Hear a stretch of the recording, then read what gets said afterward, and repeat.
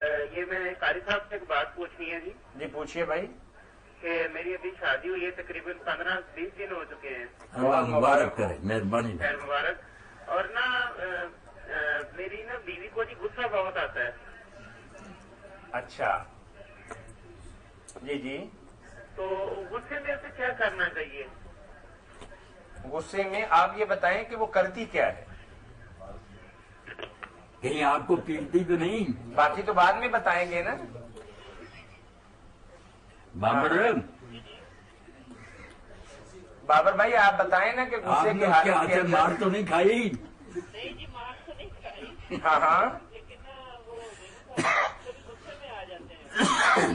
کون غصے میں آ جاتے ہیں؟ بیگم صاحبہ جی. کوئی بات نہیں بابر، یہی تو آپ کے مرد ہونے کا تقاضا ہے کہ آپ اس کے غصے کو برداشت کریں. اس وقت آپ ہنسا کریں، اس سے دل لگی کریں.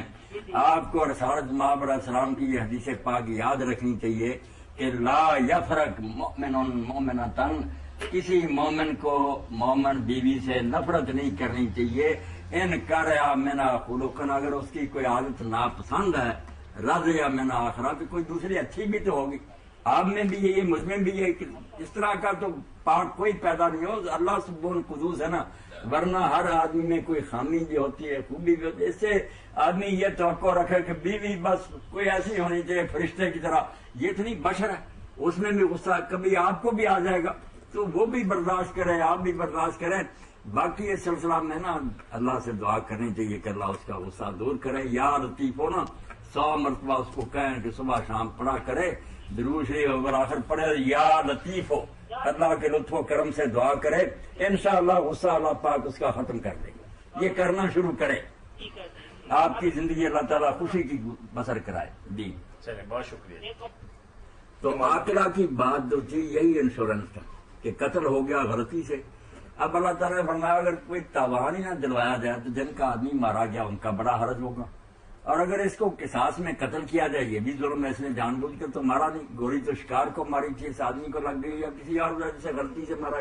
تو اس کا حل یہ کیا کہ یہ دیت دے، خون بہا، مگر 3 قسطوں میں 3 سالوں میں تھوڑا تھوڑا کر کے. اور یہ نہیں ادا کرے گا تنہا، بلکہ اس کی برادری کے سارے بالغ لوگ جو اس کے یکجہتی ہے نا، ان سب پر تقسیم کر دیا جائے گا. وہ سارے اس میں حصہ ڈالیں گے. تو یہ کمیٹی بنا کر یہ اس طرح کی نا انشورنس بنا کر اس کی جان چھڑائیں گے. فنڈ جمع ہوتا تھا. اس کو کتاب المعقل میں پڑھے. اور جب حضرت عمر رضی کا زمانہ آیا انہوں نے کہا اب یارو خاندانی نظام تو اتنا مضبوط نہیں رہا، تو دفتر بن گئے. تو انہوں نے پھر محکموں پر لگا دیا کہ اگر محکمہ ڈاک کے آدمی سے قتل ہوا تو اوپر سے لے کر نیچے سے نہ ان کی تنخواہوں میں سے کاٹ لیا جائے. تو یہ ہے طریقہ جو بالکل اس دور میں انشورنس ہی سمجھ. تو بہت اچھی بات ہے، تعاون ہو جاتا ہے. ایک آدمی کو کوئی آ گیا حادثہ پیش ہو تو تباہ ہو جائے گا. اگر اس کا اس طرح تعاون کیا جائے تو کوئی حرج نہیں. باقی رہ گیا کہ لوگ سود میں استعمال کرتے ہیں فلاں، یہ تو ہر جگہ مصیبت ہے. ہم حج پر جاتے ہیں، رقم جمع کراتے ہیں بینک میں، وہ بھی کئی دن سود پر دیتا رہتا. تو کیا کریں؟ اس کا حل یہ نہیں کہ اچھے کاموں کو بھی روکا جائے، وہ کوشش کریں کہ صحیح اسلامی نظام آئے، دنیا کی معیشت پر ہمارا ہولڈ ہو، حرام کو ختم کرے، اور وہ وقت آئے غلبہ ہو. السلام علیکم. السلام علیکم. چلیے مولانا آپ نے کبھی بات کہی ہے کہ اللہم اغفر للمؤمنین والمؤمنات. بہت اچھی. تو ہمارے بھائی عبداللطیف سرور صاحب یہاں تشریف فرما ہیں، تو انہوں نے پوچھا کہ اگر کسی حدیث کا اس ضمن میں حوالہ دے دیں اگر ذہن کے اندر ہو تو رہنمائی ہو. حوالہ تو جو ہے نا. السلام علیکم. جی السلام علیکم. وعلیکم السلام. جی ہاں پوچھیے بھائی، کیا پوچھیں گے آپ؟ میں ایک بات پوچھنا چاہ رہا ہوں جی. جی پوچھیے. کال کر کیا یہ حوالہ جو نا رسول کریم علیہ السلام نے یہ فرمایا، یہ ایک تو آپ کو آسانی سے مل جائے گا جو الجامع الصغیر تھی نا لما کی. السلام علیکم. وعلیکم السلام. ایک بات پوچھنا چاہ رہا ہوں. جی پوچھیے. میں پہلے بھی کال کی تھی تو میری بیگم نے فرمائش کیا جی کہ ایک بات آپ پوچھیں ان سے ذرا، علی صاحب سے. ہاں ہاں. کہ ابھی شادی ہوئی ہے، ان کی والدہ فوت ہوئے بھی تقریباً ابھی تھوڑی دیر ہوئی ہے، 2 ماہ ہو گئے تقریباً. اللہ مغفرت فرمائے، رحمت. تو وہ کہتے ہیں کہ جی مجھے گھر بہت یاد آتی ہے، بہت زیادہ. تو جب گھر میں جاتے ہیں بیمار ہو جاتے ہیں یہ. اچھا تو یہ صاحب پوچھنا چاہ رہے ہیں کہ مجھے اس میں کیا کرنا چاہیے؟ زیادہ ٹمپریچر ہو جاتا ہے، بخار ہو جاتا ہے، سر میں درد بھی شروع ہو جاتی ہے. یاد آتی ہے نا بہت زیادہ والدہ کی. ہاں. والدہ کی یاد پھر اتنی جلدی پیچھا تو نہیں چھوڑ سکتی. والدہ سے زیادہ کسی کی موت انسان کے لیے نا زیادہ دردناک نہیں. سب سے بڑا آسان ہے تو یہی ہے کہ کسی کی والدہ اس سے بچھڑ جائے. اگر وہ بچہ واقعی شریف ہے تو ماں تو پھر ایسی چیز ہے نا کہ اس کو بڑھا نہیں سکتا. اب ہم دیکھتے ہیں نا کہ رسول کریم علیہ السلام اللہ کے حبیب تھے، کائنات کے سردار تھے، لشکر ہمراہ تھا آپ کے فتح مکہ کے موقع پر، تو آپ لوگوں سے الگ ایک طرف کو چلے گئے. اب لوگ بھی پیچھے پیچھے گئے تو آپ نے دیکھا کہ ایک ویران سی قبر ہے، وہاں حضور بیٹھ گئے. اتنا روئے کہ آپ کے رونے کی وجہ سے لشکر بھی رو پڑا. تو لوگوں نے پوچھا کہ اللہ کے رسول کیا بات ہے آپ یہاں آئے روئے؟ فرمایا کہ ماں کی قبر اور میں نے اللہ سے اجازت مانگی تھی تو مجھے زیارت کی اجازت ملی ہے. تو اتنی مدت بعد کائنات کے سردار ہوتے ہوئے آپ کو ماں کی یاد نے رلا دی. اس لیے ماں کے بارے میں اگر کوئی بچہ پریشان ہوتا ہے تو یہ واقعی اس کے جگر گوشہ ہونے کا حق ہے. وہ ٹکڑا تھا ماں کا تو کوئی بات نہیں، آہستہ آہستہ یہ صدمہ جو ہے نا یہ ختم ہوگا. اللہ تعالیٰ سے دعا کرے انا للہ و انا الیہ راجعون پڑھتا رہا کرے اور ماں کے لیے بخشش کی دعا بہت کرے تو انشاءاللہ نا سکون ملے گا. بخشش کی دعا ماں کے لیے کرے، صبح و شام نہ مغفرت کی دعا کیا کرے.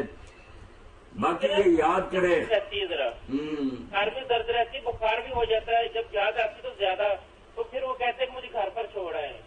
ایک عرب شاعر نے علامہ قرطبی فرماتے ہیں جب اس کا جو تھا نا ممدوح وہ حاکم وقت تھا، اس کا بیٹا تھا محمد اس کا نام تھا، بچے کا فوت ہو گیا تو پھر وہ بہت غمگین ہوتا تھا، روتا تھا.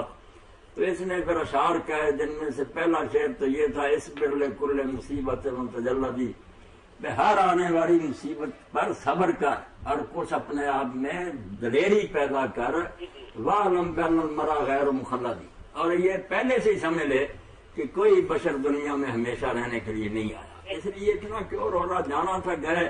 اور پھر آخر میں اس نے جو کہا نا اس کو بیٹے محمد کو یاد کرتا تھا، وَإِذَا ذَكَرْتَ مُحَمَّدًا وَمُصَابَهُ فَاذْكُرْ مُصَابَكَ بِالنَّبِيِّ مُحَمَّدٍ. کہ جب تو اپنے بیٹے محمد کو اور اس کی مصیبت کو یاد کرے کہ تیرا بچہ بچھڑ گیا، فَاذْكُرْ مُصَابَكَ بِالنَّبِيِّ مُحَمَّدٍ، تو تو اللہ کے حبیب پاک محمد رسول اللہ کے صدمہ کو یاد کر کے رسول اللہ امت کو چھوڑ گئے. بیٹی روتی رہ گئی. بعد میں عمر کسی نے سیدہ تو نساء کو ہنستے دیکھا ہی، اتنے دن رہی. سیدہ فاطمہ کبھی نہیں ہنسی، باپ بچھڑ گئے. اس لیے یہی حضور نے حدیث پاک میں بھی فرمایا ہے کہ جب کسی کو صدمہ پیش آئے تو اس کو میرے صدمہ کو یاد کرنا چاہیے کہ میں تم سے بچھڑا ہوں یا نہیں. میرے ساتھ بچھنے سے بڑھ کر کوئی صدمہ امت کو پیش آئے گا؟ اللہ کے رسول ہی نہیں رہے.